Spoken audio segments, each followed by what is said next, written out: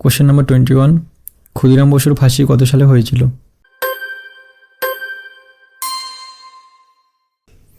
সঠিক উত্তর 1908 সালের 11ই আগস্ট। কোশ্চেন নাম্বার 22, চট্টগ্রাম অস্ত্রাগার লুণ্ঠনের প্রধান নায়ক কে ছিলেন? সঠিক উত্তর Surya Sen. Question number 23, Writers Building অভিযান বা অলিন্দ যুদ্ধ কত সালে হয়েছিল? সঠিক উত্তর 1930 সালের 8 ডিসেম্বর। কোশ্চেন নাম্বার 24, তেভাগা আন্দোলন কবে শুরু হয়? সঠিক উত্তর 1946 সালে। কোশ্চেন নাম্বার 25, আনন্দমঠ উপন্যাসের রচয়িতা কে? সঠিক উত্তর বঙ্কিমচন্দ্র চট্টোপাধ্যায়। কোশ্চেন নাম্বার 26, নীলদর্পণ নাটকের লেখক কে? সঠিক উত্তর দীনবন্ধু মিত্র। কোশ্চেন নাম্বার 27, ভারতের প্রথম ইংরেজি সংবাদপত্রের নাম কি ছিল? সঠিক উত্তর বেঙ্গল গ্যাজেট। এখানে জেনে রাখো 1780 সালে জেমস আগাস্টাস হিকি এটি কলকাতা থেকে প্রকাশ করেন। এটি একটি ইংরেজি সাপ্তাহিক পত্রিকা ছিল এবং এটিকে হিকির গ্যাজেটও বলা হয়। ব্রিটিশ সরকারের দুর্নীতির সমালোচনা করার কারণে এটি শীঘ্রই বন্ধ করে দেওয়া হয়। কোশ্চেন নাম্বার 28, শান্তিনিকেতনে বিশ্বভারতী বিদ্যালয় কে প্রতিষ্ঠা করেন?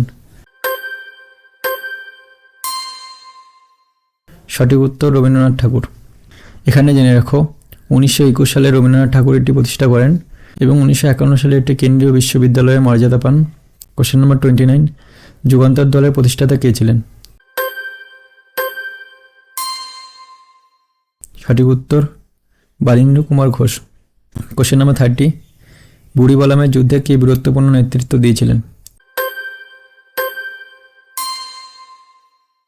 সঠিক উত্তর বাঘা যতীন বা যতীন্দ্রনাথ মুখোপাধ্যায়।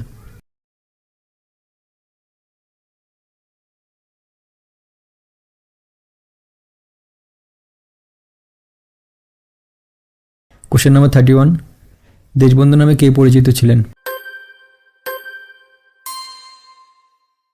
সঠিক উত্তর চিত্তরঞ্জন দাস। এখানে জেনে রাখো চিত্তরঞ্জন দাস ছিলেন একজন প্রখ্যাত আইনজীবী এবং স্বরাজ্য দলের প্রতিষ্ঠাতা। তিনি আলিপুর বোমা মামলায় অরবিন্দ ঘোষের হয়ে লড়াই করে তাকে মুক্ত করেছিলেন। সুভাষচন্দ্র বোস তাকে নিজের রাজনৈতিক গুরু হিসেবে মানতেন। তার ত্যাগের জন্য বাঙালি তাকে দেশবন্ধু উপাধিতে ভূষিত করে। কোশ্চেন নাম্বার 32, ফরওয়ার্ড ব্লক দল কে প্রতিষ্ঠা করেন? সঠিক উত্তর সুভাষচন্দ্র বসু। এখানে জেনে রাখো 1939 সালে কংগ্রেসের ত্রিপুরা অধিবেশনে মত পার্থক্যের কারণে ইস্তফা দিয়ে সুভাষচন্দ্র বসু এই বামপন্থী রাজনৈতিক দলটি গঠন করেন। কোশ্চেন নাম্বার 33, তিতুমিরের তৈরি বাঁশের কেল্লা কোথায় অবস্থিত ছিল? সঠিক উত্তর নারিকেলবেড়িয়া। এখানে জেনে রাখো তিতুমিরের আসল নাম ছিল সৈয়দ মীর নিসার আলী। কোশ্চেন নাম্বার 34, 1855 সালের সাঁওতাল বিদ্রোহের প্রধান দুই নেতা কে ছিলেন? সঠিক উত্তর সিধু ও কানু। এখানে জেনে রাখো এটি ভারতের অন্যতম বৃহৎ আদিবাসী বিদ্রোহ ছিল যা সাঁওতাল হুল নামে পরিচিত। মহাজন ও ইংরেজদের শোষণের বিরুদ্ধে সিধু, কানু, চাঁদ ও ভৈরব এই চার ভাই বিদ্রোহের ডাক দেন। এই বিদ্রোহের ফলেই সাঁওতাল পরগনা নামক পৃথক জেলা গঠিত হয়েছিল। কোশ্চেন নাম্বার 35, 1859 সালের নীল বিদ্রোহের সূচনা পশ্চিমবঙ্গের কোন জেলা থেকে হয়? সঠিক উত্তর নদিয়া। এখানে জেনে রাখো নদিয়া জেলার চৌগাছা গ্রামে বিষ্ণুচরণ বিশ্বাস ও দিগম্বর বিশ্বাসের নেতৃত্বে এই বিদ্রোহের শুরু হয়। নীলকর সাহেবদের জোরপূর্বক নীল চাষ করানোর প্রতিবাদে কৃষকরা ধর্মঘট পালন করেন। হরিশ্চন্দ্র মুখোপাধ্যায় হিন্দু পেট্রিয়ট পত্রিকায় এই আন্দোলনের বিশাল সমর্থন জুগিয়েছিলেন। কোশ্চেন নাম্বার 36, রবীন্দ্রনাথ ঠাকুর কত সালে নোবেল পুরস্কার লাভ করেন? সঠিক উত্তর 1913 সালে। এখানে জেনে রাখো রবীন্দ্রনাথ ঠাকুর তার কাব্যগ্রন্থ গীতাঞ্জলির ইংরেজি অনুবাদের জন্য তিনি সাহিত্যে নোবেল পান। তিনি ছিলেন প্রথম এশীয় বা ইউরোপীয় যিনি এই সম্মান লাভ করেন। এই অর্জনের ফলে বাংলা সাহিত্য বিশ্ব দরবারে এক অনন্য মর্যাদা পান। কোশ্চেন নাম্বার 37, 1905 সালে রাখিবন্ধন উৎসব কে প্রথম চালু করেন? সঠিক উত্তর রবীন্দ্রনাথ ঠাকুর। এখানে জেনে রাখো, লর্ড কার্জন যখন বঙ্গভঙ্গ কার্যকর করেন তখন হিন্দু মুসলিমদের মধ্যে ভ্রাতৃত্বের বন্ধন অটুট রাখতে রবীন্দ্রনাথ ঠাকুর এই উৎসবের ডাক দেন। গঙ্গা স্নানের পর একে অপরের হাতে হলুদ সুতো বা রাখি বেঁধে সাম্প্রদায়িক বিভেদের বিরুদ্ধে তারা একতা প্রকাশ করেছিলেন।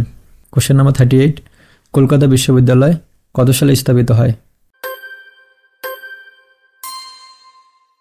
সঠিক উত্তর 1857 সালের 24 জানুয়ারি। এখানে জেনে রাখো, এটি দক্ষিণ এশিয়ার প্রথম বহুমুখী আধুনিক বিশ্ববিদ্যালয়। আর্চউডের সুপারিশ বা উডের ড্রেসপ্যাচ অনুযায়ী লন্ডনের অনুকরণে এটি তৈরি করা হয়। লর্ড ক্যানিং ছিলেন এর প্রথম চ্যান্সেলর এবং যদু বসু ও বঙ্কিমচন্দ্র চট্টোপাধ্যায় ছিলেন এই বিশ্ববিদ্যালয়ের প্রথম 2 স্নাতক।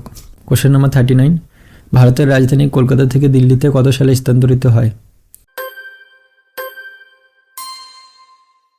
সঠিক উত্তর 1911। এখানে জেনে রাখো, পঞ্চম জর্জের ভারত ভ্রমণের সময় 1911 সালের দিল্লি দরবারে এই ঘোষণা দেওয়া হয়। মূলত বাংলায় ব্রিটিশ বিরোধী বিপ্লবী আন্দোলন চরম আকার ধারণ করায় ইংরেজ প্রশাসনিক কেন্দ্র সরিয়ে নেওয়ার সিদ্ধান্ত নেয়।